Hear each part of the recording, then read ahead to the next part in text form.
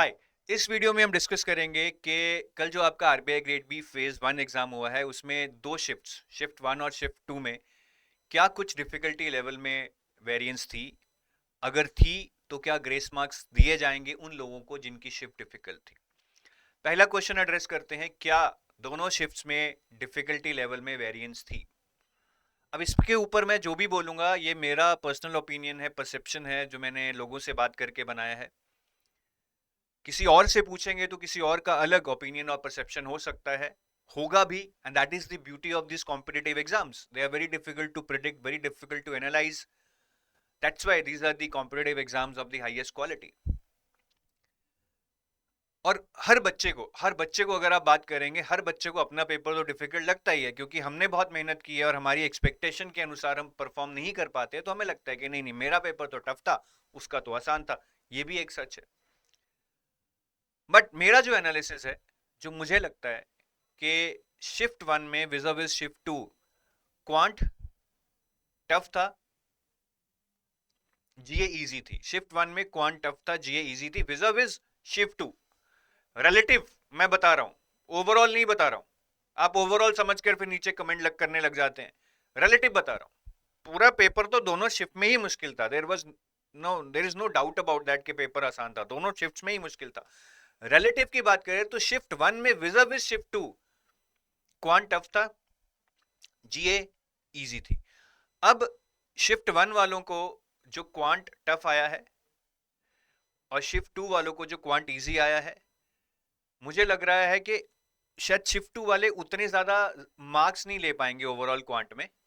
क्योंकि क्वांट में अगर थोड़ा पेपर इजी भी आए तब भी ऐसा नहीं है कि अगर शिफ्ट वन में कोई 5 क्वेश्चन कर रहा है तो शिफ्ट टू वाले 20-20 कराएंगे, because it takes lot of time to solve questions in quant.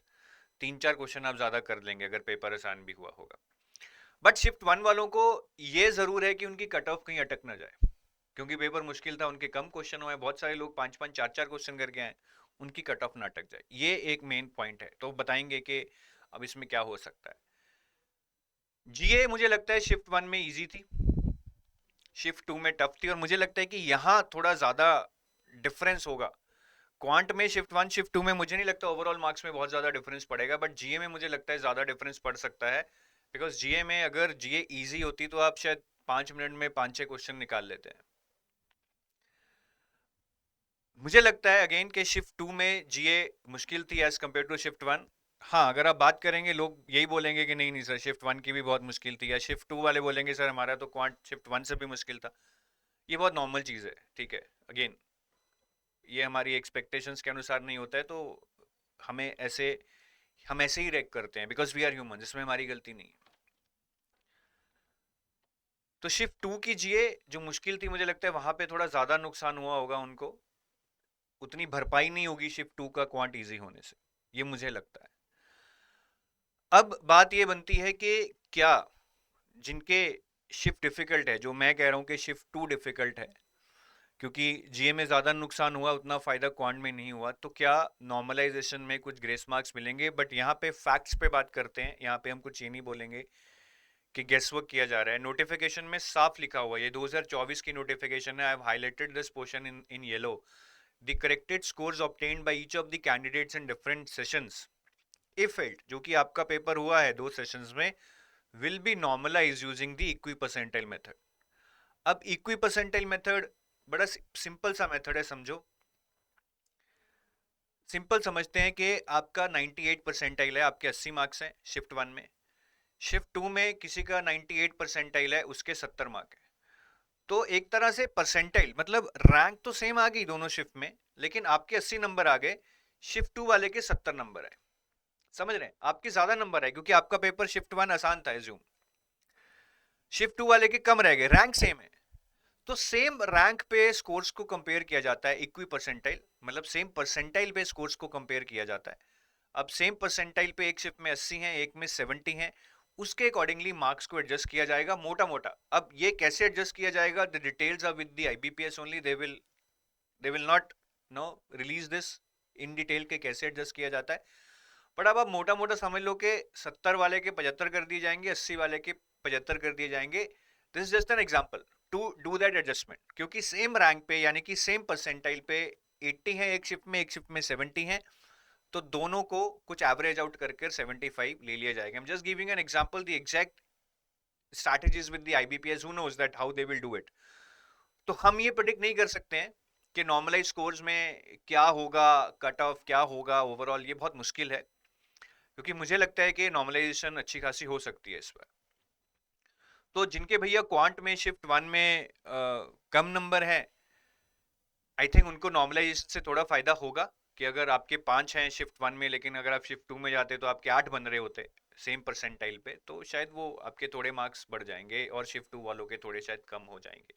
ठीक है. सिमिलरली जीए में शिफ्ट 2 वालों को थोड़ा सा फायदा हो सकता है, क्योंकि सेम परसेंटाइल पे शायद आपके मार्क्स कम आ रहे हो शिफ्ट 2 में विज़ शिफ्ट 1, तो आपके बढ़ा दिए जा सकते हैं.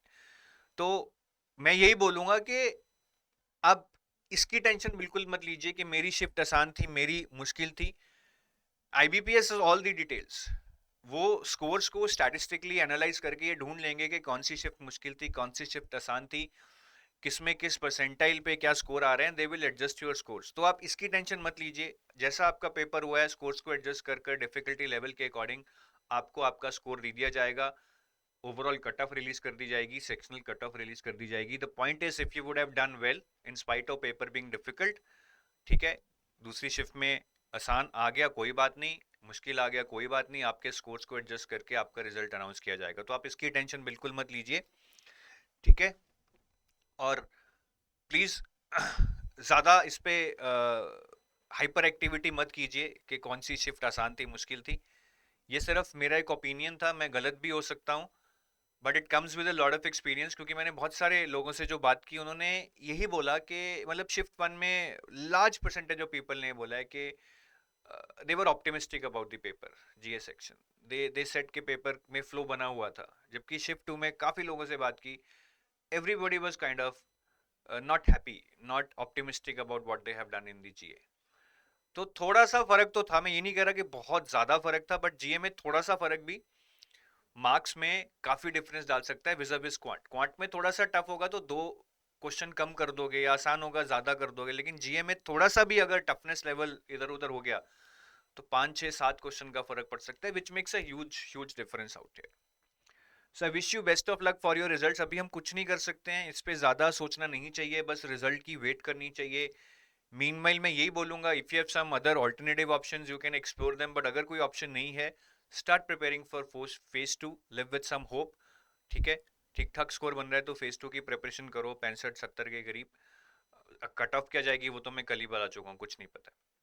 सो जिनके बहुत कम बन रहे हैं वो ना करें फेज 2 की प्रिपरेशन. ठीक है. अगर आपके 40 45 50 55 बन रहे हैं तो so I think there is no idea. In fact मुझे नहीं लगता कट ऑफ 60 से नीचे जा सकते हैं इन वर्स्ट केस. तो फिर आप मत कीजिए फेज 2 की प्रिपरेशन. चलो bye, have a nice day.